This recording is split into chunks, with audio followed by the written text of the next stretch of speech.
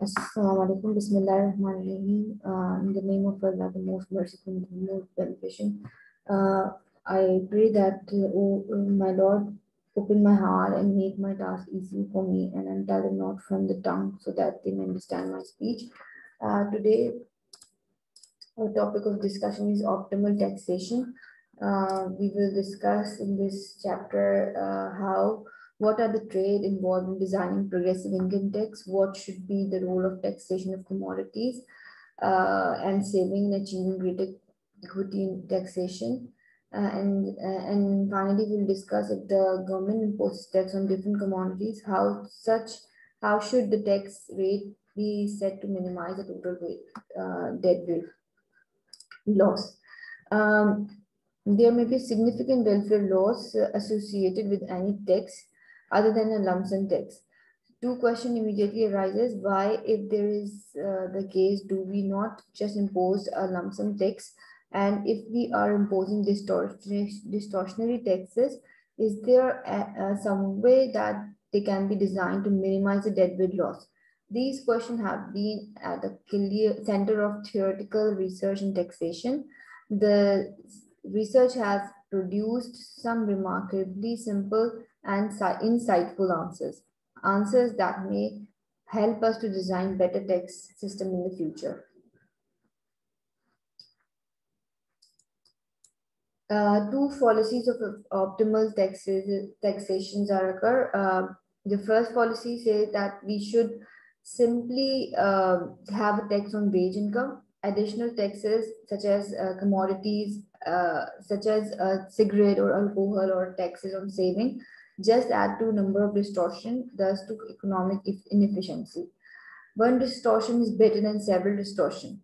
A tax on wage income should be optimal if there were no distortion associated with the tax.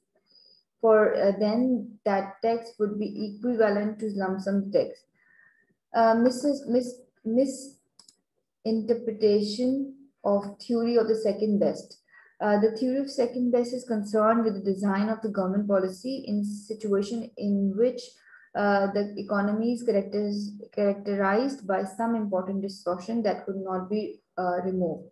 There is a contrast to first best economies in which all conditions for Pareto efficiency can be satisfied. Second best consideration would say that it may not be desirable to remove distortion in sector in which they can be removed. The theory of second best is often interpreted fallacy as saying that as long as there are some distortion, economic theory has nothing to say. Nothing to say. This is incorrect, as well as we shall shortly show. Economic theory can tell us under what circumstances two small distortions are preferable to one large one, when it is better to have inefficiencies in both consumption and production, and when it is better not to have inefficiency in production. Second best, the theory tells us that we cannot blindly apply the lesson of first best economics, finding out what we should do when some distortion exists in often a difficult task, and it is not impossible.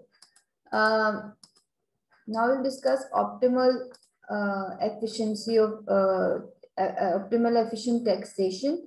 Recall that as resource occurs was Pareto efficiency if no one could be made better off without someone else being made worse off. Similarly, in judging tax structure, we again use the concept of Pareto efficiency. Pareto efficient tax structure is one such that there exists no alternative tax structure that can be make some individuals better off without making other individual worse off. If such a alternative tax system exists, then current tax system is clearly inefficient.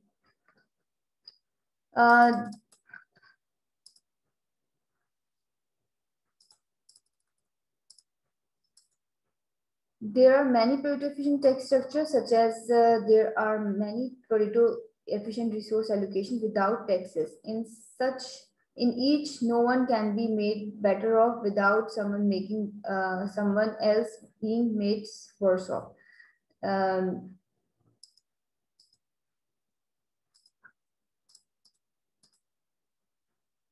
Pareto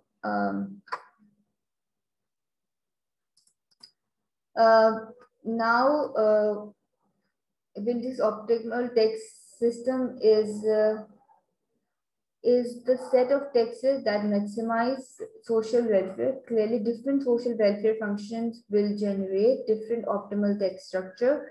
At a practical level of instance, a social welfare function that reflects a greater concern for equality may imply that the optimal tax structure is more progressive, with a richer bearing a large fraction of the burden for taxes for public good.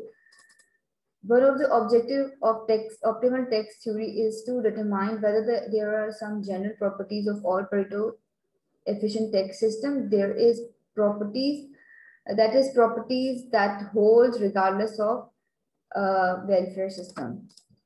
Lump sum tax, if all the individuals were identical and were treated for tax purpose identically, a lump sum tax would be the only efficient tax.